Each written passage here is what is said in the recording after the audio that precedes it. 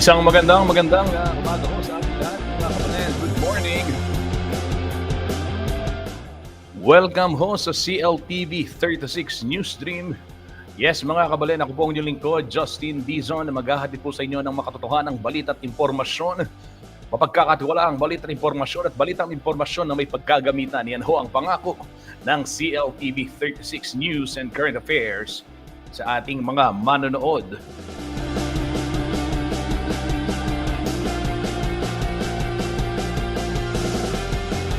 Bahagyang nausog ang aking pagpasok sa ating programa para ho magbigay daan. Katatapos lamang itong unang episode.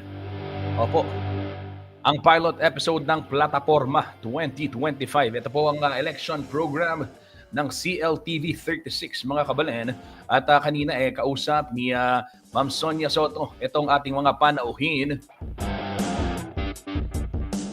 Siyempre, wala hong iba kundi ang tagapagsalita at Assistant Regional Election Director ng COMELEC Central Luzon, Attorney Elmo Duque. May maganda akong takeaway kay Attorney Elmo Duque kaugnay ng political dynasty. Sabi niya kanina, meron daw ho silang mga napupuntahan na kung saan mag-asawa,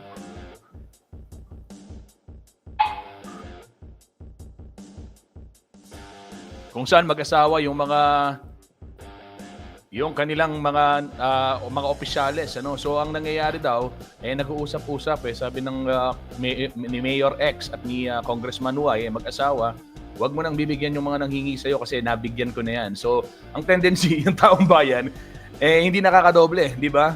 Kung hindi magkamag-anak yung inyong boboto, hindi mag-asawa, hindi mag-ina, hindi magkapatid daw, yun, makakarami daw kayo ng dilensya. Yan ho ang ika nga sabi ni Atty. Duque. Do alam naman natin, hindi naman dilensya lang ang trabaho po ng nasa gobyerno. Pero liban doon, binigyan din siyempre na more serious tone yung halaga po ng check and balance pagdating sa gobyerno. Kung magkakapamilya yan, paano magbabantayan? Yan ho ang isa sa mga naging punto rin nila. At nasa saligang batas din yan. Siyempre, bisita rin ho. Walang iba kundi si Attorney Hener Endona, Attorney G. At kung saan nagbigay din ho siya ng mahalagang mga punto, mga kabalen, kaugnay nitong representasyon sa party list system.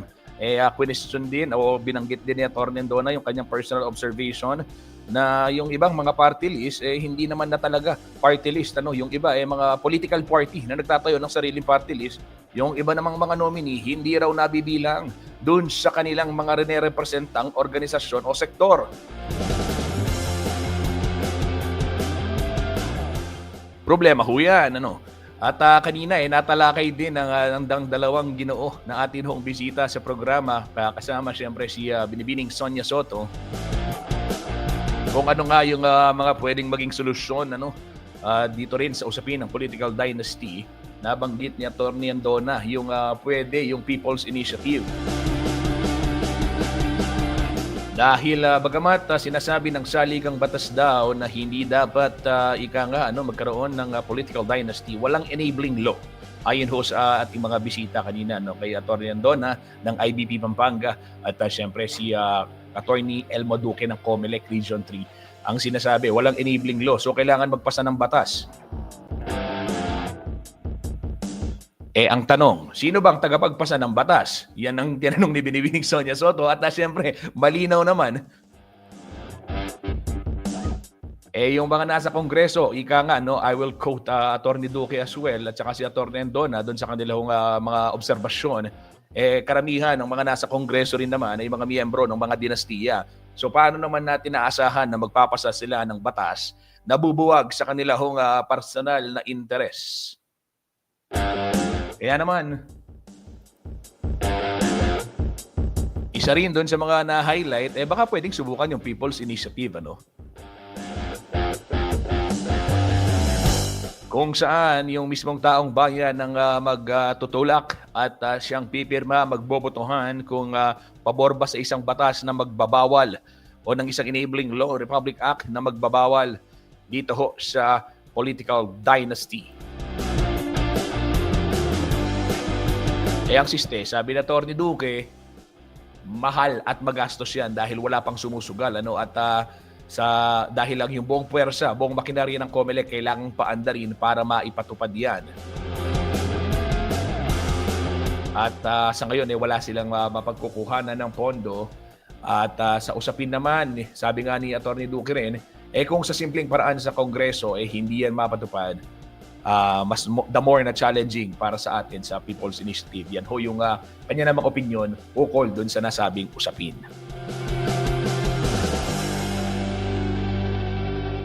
At panghuli, bigay ko lang yung magandang paalala rin ni Atty. Endona sa ating mga kababayan, mga kabalen. Itong ating mga iahalal sa darating na Mayo 12 ngayong taon, sila po yung mga taong pagkakatiwalaan natin ng ating hindi lamang sariling pera dahil sa buwis, kundi maging ng ating buhay. Sa maniwala kayo sa hindi, may direktamenteng direct impact sa buhay-buhay natin. Maging sa ating kalusugan, ito hong nagiging aksyon ng mga nanunungkulan. Tayo ba'y maghahalal ng mga kandidato na walang pakialam sa taong bayan? O di kaya naman hindi concerned din sa kalikasan? O kaya'y hindi pinakahalagahan ang edukasyon? Baka dahil nakuha sa diskarte ang lahat ng bagay, hindi naman ho masamang dumiskarte, pero hindi rin ho maganda na huwag bigyang importansya ang edukasyon. Dahil ito yung ating pang-leverage, ika nga, maniwala ho kayo sa akin. Yan ho ay importante. Kaya naman, para ho samahan tayo magsuri dito sa ating nadalapit na halalan, etong discernment process, so to speak. Ito pong ating pagpili ng mga iboboto, itong ating mga ipipili ng mula gobernador, vice, gobernador, kongresista, bokal, mayor, vice mayor, konsihal.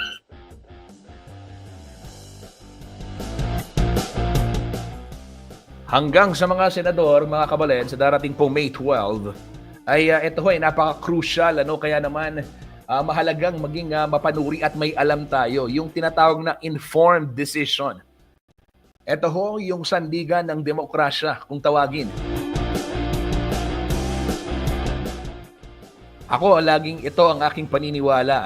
Yung tungkulin nating mga mamamahayag, napaka-importante sa napaka-importanting kasangkapan ng demokrasya dahil dito ho tinutulungan nating magbigay o mag-arrive sa isang informed decision yung ating mga kababayan. When we say informed decision, alam niya yung mga choices niya. Of course, hindi natin kayang ipaliwanag yung buong konteksto ng lahat ng bagay sa mga manonood, pero at least man lang matulungan sila, mabigyan ho sila ng lente. Dahil alam naman natin, marami ho sa mga kababayan din natin ang syempre limitado ang access gawa ng hirap ng buhay. Kaya naman nandito po ang CLTV 36 joining forces with RW 95.1, Sunstar Pampanga at Punto Central Luzon, mga higante ho sa larangan ng media dito sa Central Luzon at sa larangan ng lokal na pagbabalita. Sasamahan ho namin kayo upang sa gayon matulungan kayong magsuri sa darating na halalan.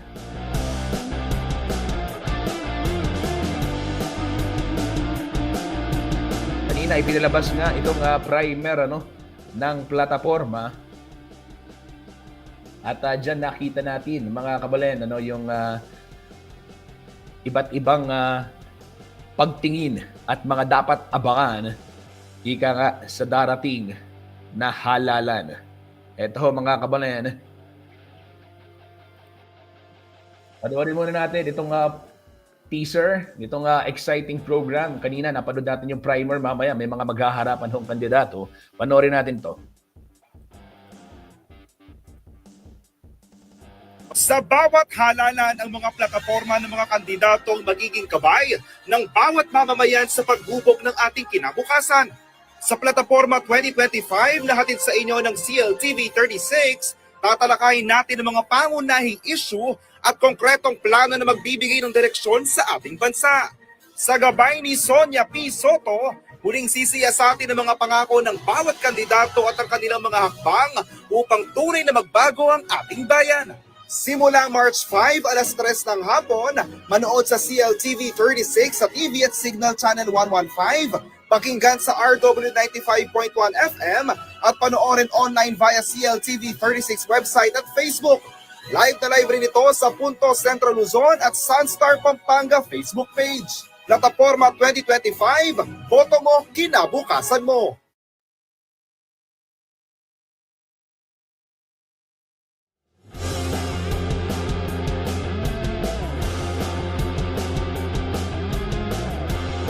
Yan ho mga kababayan, itong plataforma mamayang alas 3. Antabayanan ho natin yung programang yan. For the meantime, silipin muna natin ang sitwasyon ng trapiko sa ilang bahagi po ng North Luzon Expressway. Traffic monitoring muna tayo real-time via NLEX Corporation. Ito ho, full screen ko lamang. Sige, dito tayo sa may pinakaitaas muna sa leftmost lane, dito, box rather. Itong Balintawak Toll Plaza. Sa mga oras na ito, maluwag hong sitwasyon dyan. 10:28 ng umaga. Para ho sa mga northbound ng mga sasakyan matungong norte, wala hong pila dyan sa mga toll plaza, maliban sa cash lane na may kaunting pila. Pero dito ho, sa may papasok naman ng Metro Manila, approaching Metro Manila, maluwag ho ang sitwasyon sa mga oras na ito. Ganyan din ho ang senaryo. Hindi pala ganyan ang senaryo. Sasabihin ko sana ganyan ang senaryo. May pagsikip na ho ng mga sasakyan at volume makikita dito ho sa gitna yung northbound nitong Valenzuela Interchange, northbound sa mga patungo ho ng Bulacan, Pampanga. Ayan, dito may bahagyang pagbabagal ng mga sasakyan dahil sa dami na rin ho nila at ganyan din yung mga nag-a-approach or yung approaching Metro Manila. Dumako naman ho tayo dito sa area ng Mindanao Avenue, eastbound lane. At kita nyo mga kabalayan, pila na yung mga sasakyan palabas ho ng toll plaza. At doon naman sa mga approaching North Luzon Expressway o yung westbound, maluwag ho ang sitwasyon sa mga oras na ito. Dito tayo sa ibaba. Pinakakaliwa ho sa may Libtong, may Kawayan, magkabilang linya at nakikita natin may volume ng mga sasakyan, though fast moving pa rin naman sa mga oras na ito. Sa gawing gitna ho tayo, Bocaue Toll Plaza to, itong gitnang box sa baba. Yan, nakikita natin yung mga pasalubong sa atin, yan ho yung mga approaching ng Bulacan at Pampanga area, patungong norte. At fast moving naman, bagamat kapansin-pansin yung kapal ng volume ng sasakyan. Wala masyadong pila. Dito ho sa southbound area naman ng Bocaue Toll Plaza o yung mga papasok patungo ng Metro Manila.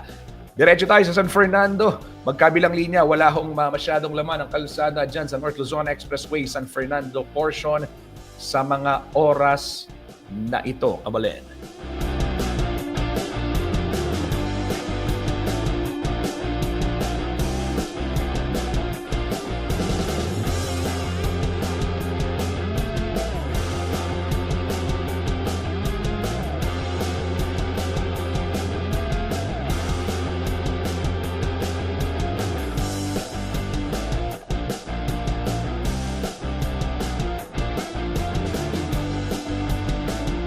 Silipin naman natin ang sitwasyon sa ilang bahagi po. Ditong MacArthur Highway, dito ho sa may syudad ng San Fernando, Pampanga. Ito, ginagawa ito sa kasalukuyan. Dyan ho sa may area ng Sakop, makikita natin yung pila ng mga sasakyan. Dyan ho sa may Maimpis. Yan ho yung mga nasa itaas. Asahan ho ang pagbabagal ng daloy ng trapiko sa portion na yan. At dahil pagdating ng bandang Pepsi o lagpas ng Del Rosario, meron na hong build up dyan sa mga sa area yan. Gawa nga rin itong Yes Kabalen road rehabilitation.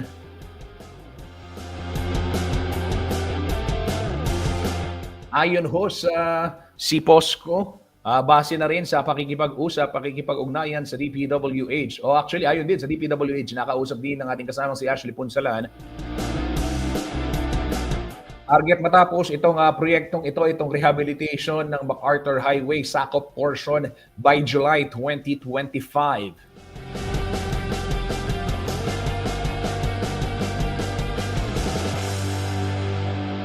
Kasama ho sa proyekto itong pagsasaayos, Kabalen, ng drainage system sa naturang area dahil, alam naman natin, pag naulan ng bahagya, may problema na po para sa ating maraming kababayan yung senaryo dyan sa lugar. Baha.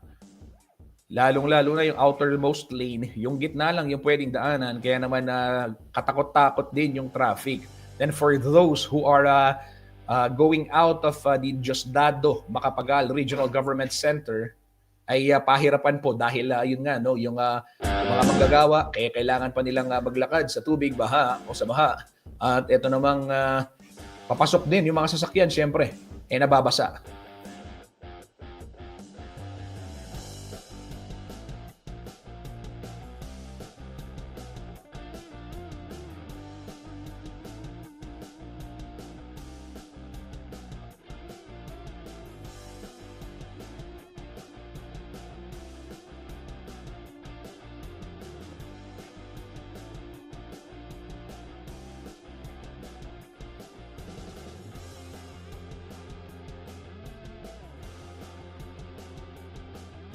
Yan ho, Kabalen, ang latest situation. Ito, tanggalin ko na yung banner sa ibaba. Pakita natin yung area din ng saan ito? Sa may San Isidro. Ayan, mga Kabalen, kung nakikita ninyo dyan ho, bandang paglagpas ho ninyo ng overpass ng San Isidro, makikita ninyo yung pagluwag na ng sitwasyon dyan. Or pagdating nyo dun sa may lagpas pala ng overpass nung school to. Itong Kolehiyo de Sebastian, ayan. Pagdating doon, luluwag na ho yung traffic situation.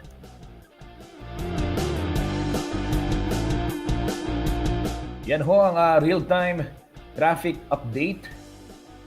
Kabalen, mula ho sa SIPOSCO Live ho yan. Sa mga oras na ito, 11:34 ng umaga, araw ho ng Miyerkules, March 5, 2025.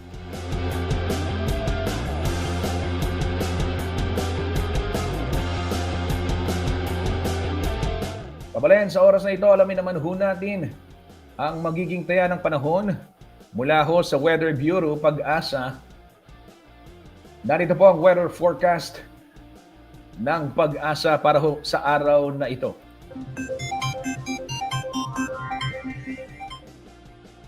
Isang magandang umaga po sa ating lahat. Narito ang latest na weather update ngayong araw ng Wednesday, March 5, 2025. Sa kasalukuyan po ay patuloy pa rin ang pag-iral ng easterlies. Ito po yung mainit at maalinsang hangin na nanggagaling sa karagatang Pasipiko at nakakaapekto po siya sa buong bansa. Although kung makikita po natin dito sa ating latest na satellite animation, ay mamamataan pa rin po natin itong mga kumpul na kaulapan more on dito po sa may southern portion ng Mindanao. So dahil po sa epekto ng easterlies, maaring maranasan pa rin yung mga pag-ulan sa katimugang bahagi ng Mindanao area. Meanwhile, patuloy pa rin po ang maaliwalas at mainit na panahon ngayong araw sa nalalabing bahagi ng ating bansa. Kung may mga pag-ulan man, ay mga panandalian lamang po ito ng mga thunderstorms na mas madalas nararanasan sa hapon o sa gabi. Wala din po tayong binabantayan na low pressure area o bagyo sa loob at labas ng ating Philippine Air Responsibility at sa mga susunod na araw ay inaasahan po natin na unti-unti po ulit magpaparamdam itong northeast monsoon o hanging amihan, ngunit inaasahan po natin na makakaapekto lamang po siya dito sa may bahagi ng northern Luzon. So magpapatuloy pa rin yung mainit na panahon sa nalalabing bahagi ng ating bansa na may mga posibilidad ng mga isolated thunderstorms pagdating sa hapon o sa gabi. Para naman po sa magiging lagay ng panahon ngayong araw, dito po sa Luzon, patuloy pa rin ang mainit at maaliwalas na panahon, especially pagdating ng tanghali at may mga posibilidad lamang ng mga panandaliang pagbuhos ng ulan dulot ng mga isolated thunderstorms na mas madalas nararanasan sa hapon o sa gabi. Temperature forecast naman po para sa mga piling syudad. Dito po sa Luzon, sa Lawag po ay maglalaro mula 23 hanggang 31 degrees Celsius, 32 degrees Celsius maximum temperature sinaasahan ngayong araw dito sa Tugigaraw at agwat naman ng temperatura sa Baguio ay maglalaro mula 17 hanggang 25 degrees Celsius. For Metro Manila area, 34 degrees Celsius maximum temperatures po inaasahan natin sa Tagaytay at sa Legazpi ay maaaring umabot ng 32 degrees Celsius. So magiging lagay naman po ng panahon for Palawan, Visayas, pati na rin po sa Mindanao. Gaya po nakita natin sa ating latest satellite animation kanina, yung katimugang bahagi or southern portion ng Mindanao ay posible pa rin makakaranas ng mga pag-ulan dulot po ng epekto nitong easterly. So for areas po ng Davao Oriental, Davao de Oro, sa Sarangani, pati na rin po dito sa Basilan, Sulu at Tawi-Tawi, asahan po rin natin ang mga kalat-kalat mga pag-ulan, pagkidlat at pagkulog ngayong araw. Samantalang for Palawan, Visayas, and for the rest of Mindanao, magpapatuloy pa rin po yung generally fair weather conditions, liban na lamang yung mga posibilidad ng mga isolated thunderstorms pagdating sa hapon o sa gabi, especially po for the rest of Mindanao ngayong araw. Temperature forecast naman para sa mga piling syudad for Palawan and Visayas. Agwat po ng temperatura sa Kalayaan Islands, maglalaro mula 26 hanggang 33 degrees Celsius, 26 to 32 naman para sa Puerto Princesa. At dito naman po sa Visayas for Iloilo, maximum temperatures po natin maaaring umabot ng 33 degrees Celsius, 31 degrees Celsius for Metro Cebu at sa Tacloban naman ay maaaring maglaro mula 24 hanggang 32 degrees Celsius. For Mindanao area naman po para sa Zamboanga at Metro Davao, yung temperatura po natin maaaring umabot ng 33 degrees Celsius at para sa Cagayan de Oro, agwat ng temperatura ay maglalaro mula 24 hanggang 31 degrees Celsius. Kahapon ito po yung mga areas kung saan naitala yung pinakamataas na mga recorded heat indices. Mostly dito po sa may Bicol region at pati na rin po sa may area ng Mimaropa. For Metro Manila, yung naitala pong highest heat or yung heat index ay umabot ng 38 degrees Celsius at yung pinakamataas naman ay naitala naman sa San Jose Occidental Mindoro pati na rin sa Pili, Camarines Sur na umabot ng 43 degrees Celsius. At yung kasunod po niya dito sa mga ilang syudad or ilang probinsya ng Bicol Region, dyan po si Legazpi City, Albay, pati na rin po si Virac at Tanduanes. Yung heat indices po ay na-record sa 42 degrees Celsius. Samantalang ngayong araw naman po, ayon sa ating forecast, for Metro Manila area, yung heat index po natin maaaring umabot ng 39 degrees Celsius at panahon po sa pinakamataas maaaring maitala ngayong araw sa buong bansa. Same areas lamang po, 43 degrees Celsius heat indices maaaring maranasan sa Legazpi City, Albay, Virac, Catanduanes, patanaran sa Pili, Camarines Sur, at 42 degrees Celsius heat index naman ang maaaring maitala sa San Jose Occidental Mindoro. Kaya doble ingat po sa ating mga kabayan, magbaon po tayo ng payong kung lalabas po tayo ng ating mga bahay at manatili po tayong hydrated ngayong araw. Para naman po sa kalagayan ng ating karagatan, wala pa rin po tayong gale warning or babala sa matataas na mga pag-alon. Kaya malaya pa rin makakapalaot ang mga kababayan natin na may mga maliit na sakyang pandagat.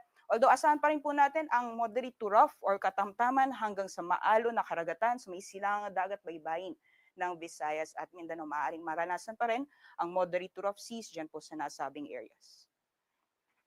Sunrise po natin ngayong araw ay 6:11 a.m. at sunset naman ay 6:05 p.m. Para sa karagdagang impormasyon, bisitahin lamang po ang aming social media accounts at ang aming website pag-asa.dost.gov.ph. Yan lang po latest mula dito sa Pag-asa Weather Forecasting Center. Ako po si Rhea Torres. Magandang umaga po sa ating lahat.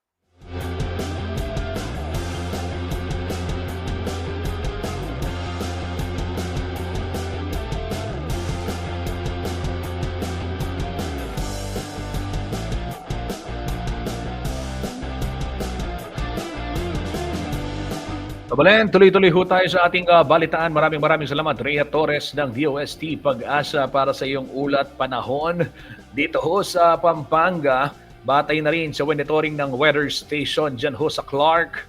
Opo, March 5 ang heat index forecast 37 degrees Celsius. Yan ho ang init factor na pwedeng maramdaman ngayong araw Kaya naman paalala ho ng mga eksperto, huwag kalimutang uminom ng maraming tubig, magsuot ng preskong damit, iwasan ho yung mga dark colored shirts at huwag ding lumabas bandang alas 9, alas 10 hanggang alas 3 ng hapon kung saan tirik pa yung araw. At syempre mga kabalen, iwasan din yung mga colored drinks dahil importante tubig ang inumin para hindi ma-dehydrate ngayong mainit po ang panahon.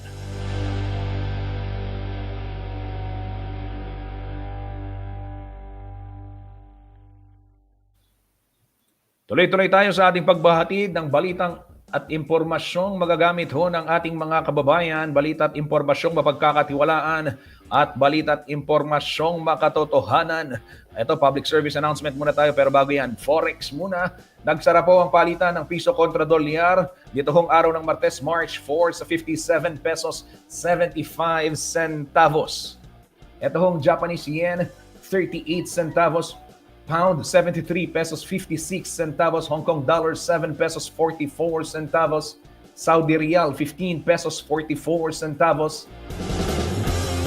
Ito hong dirham, 15 pesos 77 centavos. Euro, 60 pesos 76 centavos. Korean won, 03 centavos. Ito hong Chinese yuan, 7 pesos 94 centavos.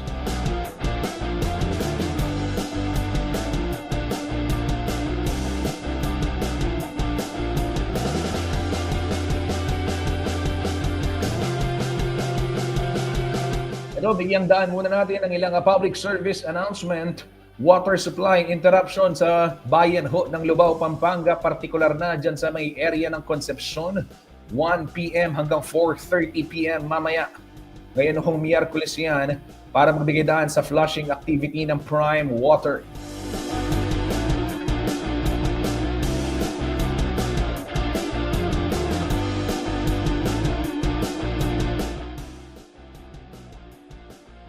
Apektado rin ho ng water supply interruption itong area ng Barangay Dukit at Filipiniana sa Mabalacat City.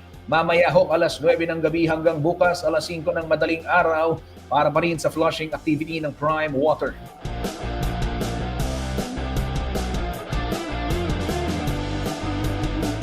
Kabalen, mawawalan din ho ng tubig bukas araw ng Huwebes, 1:00 ng hapon hanggang alas 4:30 ng hapon. Diyan ho sa Del Carmen at Santa Rita sa bayan ng Lubao, Pampanga.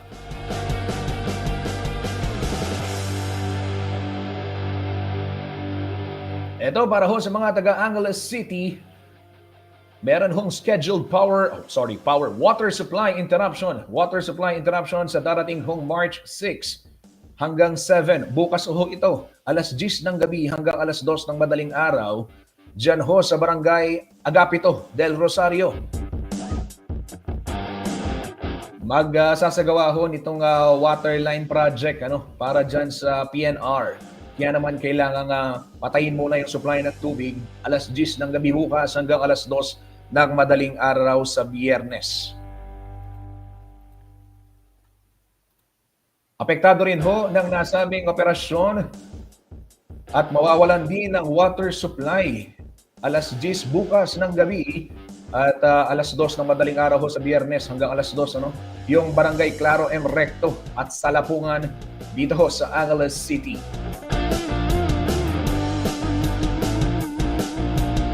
Ganyan din ho ang schedule sa Marisol o sa Barangay Ninoy Aquino at sa may Santa Te. Bukas ho ng alas 10 Santa Teresita, alas 10 ng gabi hanggang alas 2 ng madaling araw sa Biyernes. Wala hong tubig.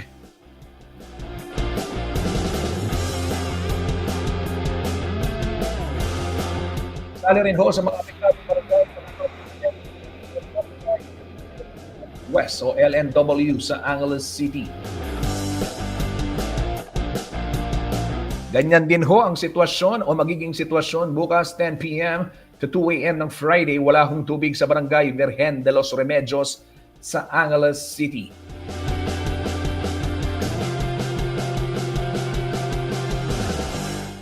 At pagdating naman ho ng araw ng Biyernes, March 7, 1 p.m. to 4:30 p.m. sa Lubao, Pampanga, San Antonio, and San Vicente, mawawalan din ho ng supply ng tubig dyan.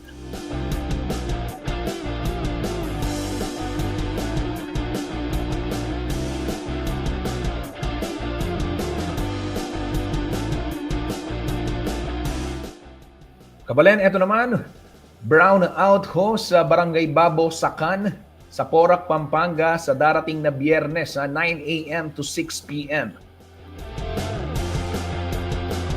Maghapon ho yan, alas 9 ng umaga hanggang alas 6 ng gabi sa Biyernes, Barangay Babo, Sakan, sa Porac, sa likod ho ng Jose Lapid Hospital, mawawalan ho ng kuryente.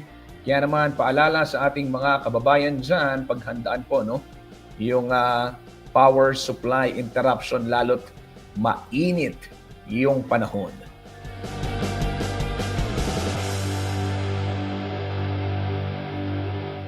Mga kabalen, isang mabilis na patalastas lamang, wag ho kayong aalis at magbabalik ho ang CLTV 36 News Stream.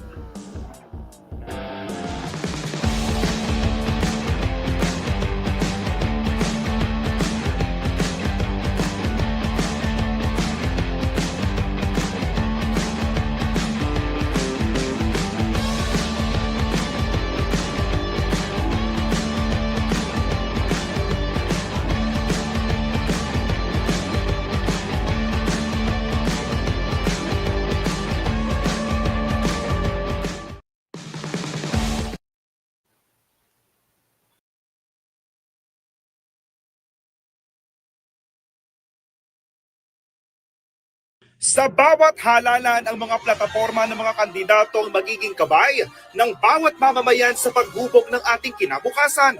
Sa plataporma 2025 na hatid sa inyo ng CLTV 36, tatalakayin natin ang mga pangunahing issue at konkretong plano na magbibigay ng direksyon sa ating bansa.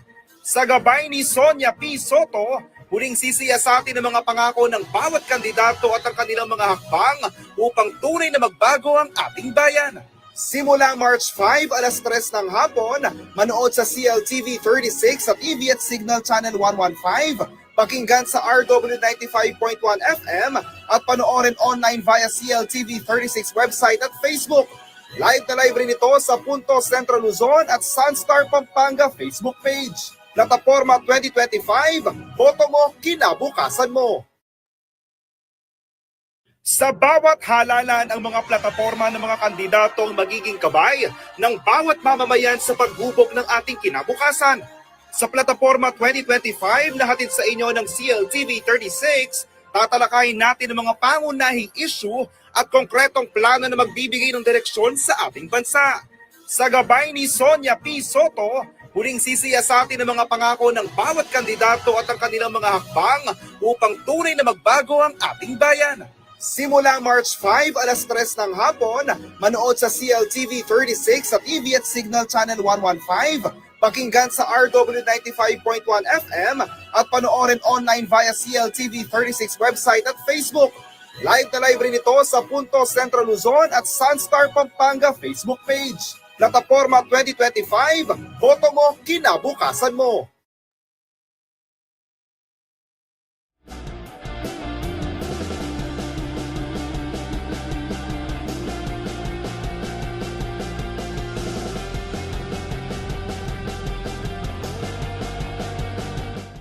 Nagbabalik po ang CLTV 36 News Stream.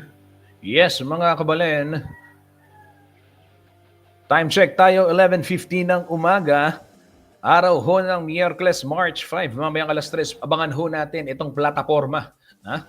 Exciting ho itong programang ito at mapapanood yan hindi lamang sa CLTV 36. Nationwide yan via Signal Channel 115.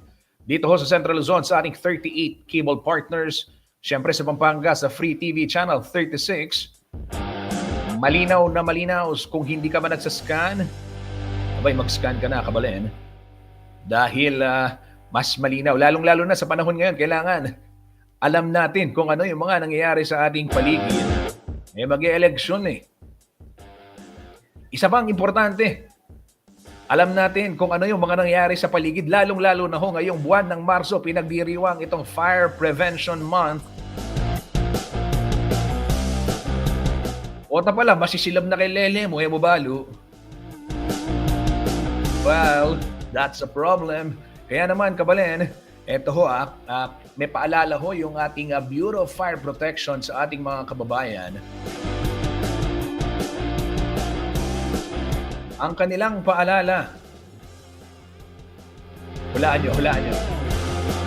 Maliban sa wag iiwang nakasaksak magdamag yung electric pan kung di gagamitin. Maliban sa umiwas sa octopus wiring, ay paalala ho ng BFP, tumawag muna ng bombero kung may sunog bago kayo mag-live sa social media.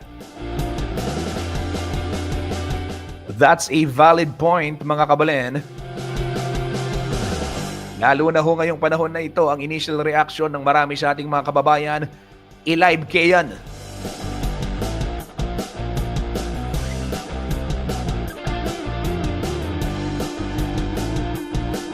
Pakinggan ho natin itong pahayag ni Fire Superintendent Maria Lea Sahili, ang Chief Public Information Officer dito pong Bureau of Fire Protection Central Luzon. Kaugnay nitong mga dapat nating gawin, dapat tandaan tuwing may sunog. Narito po ang kanyang tinig. Yung ating mga pagla-live. Live ako ngayon, live ako bukas. Ganito po, huwag po natin ugaliin gawin yan. The moment na makakita po tayo ng sunog, lagi nyo pong ilagay sa cellular phone nyo yung ating hotline, yung 911, at tawagan nyo po yung mga nearest fire station muna. Pag nagawa nyo na po, na tumawag kayo doon, saka po kayo mag-live. Kung gusto nyo mag-live, humingi pa kayo ng tulong. Diba kasi po, the best is tawagan muna kami at mabigay yung tamang information kasi hindi po namin malalaman kung saan yung naka-live na yun, kung anong address nun, anong exact location nun, kasi hindi naman po kami naka-GPS doon sa cellphone or something like that. So, kumbaga po, ngayon, gamitin natin ng tama yung ating mga cellular phones, yung ating technology. Dinesign po kasi yan for faster communication. So, gamitin natin siya. At sayang kasi hindi natin na ma-maximize yung ating mga cellular phone. So, laging tatandaan, kahit yung ordinaryong telepono pa rin, pwede pa rin nating tawagan ang ating BFP. Just call 911 and the nearest fire station is near you. And since lahat naman po tayo nag-Facebook, may Facebook account po ang lahat ng fire stations natin, you might as well visit them po para makikita nyo doon yung mga fire safety tips, yung mga updated natin na mga ginagawang upgrading and capability development ni BFP. Every municipalities po yan meron.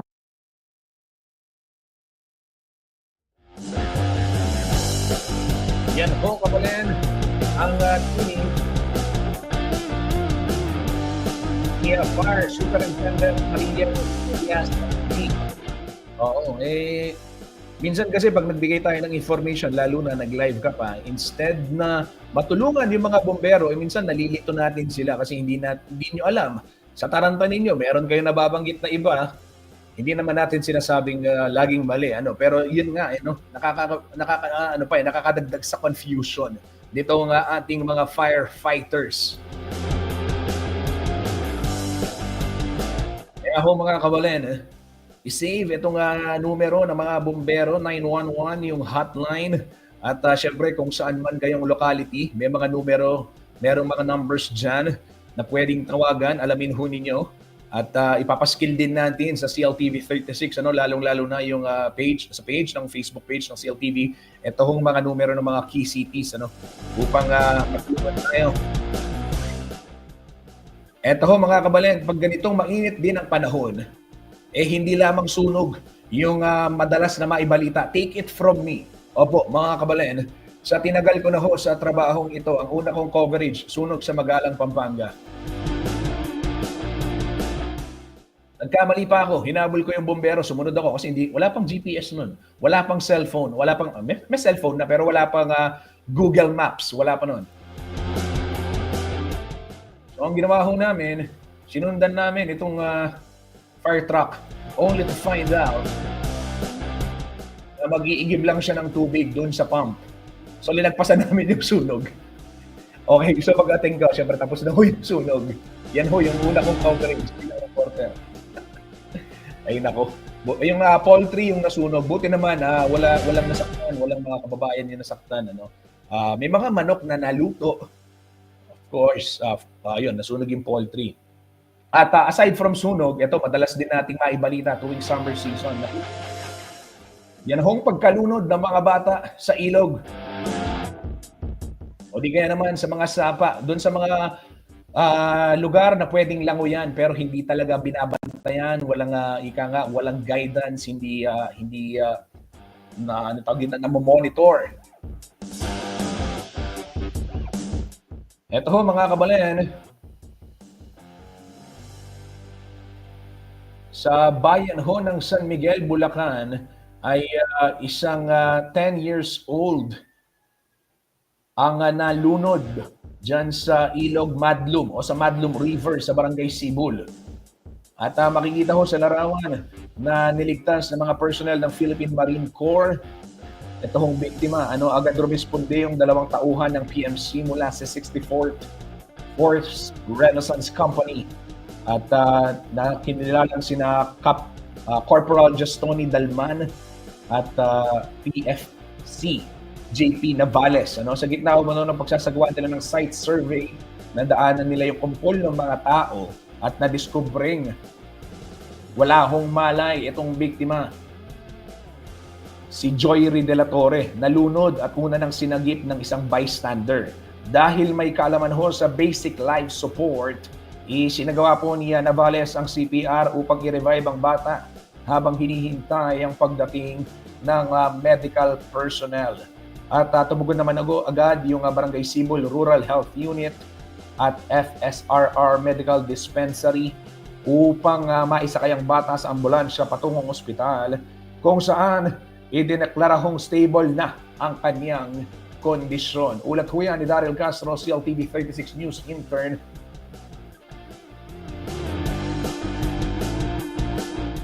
Saludo ho sa ating mga Philippine Marine Corps members.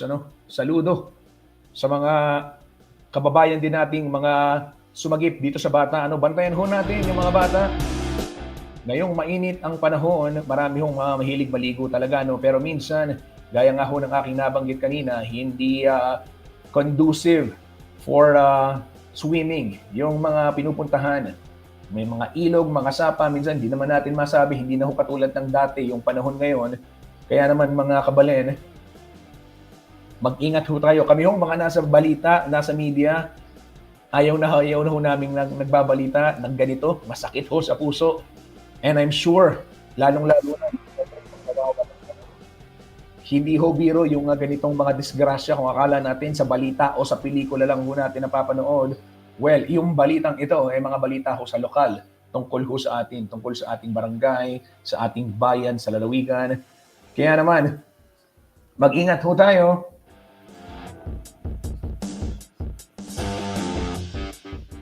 Kabalen, mag-aalas 12 na po at ako'y magpapaalam na. Maraming salamat sa lahat ng mga tumutok dito sa CLTV 36 News Stream.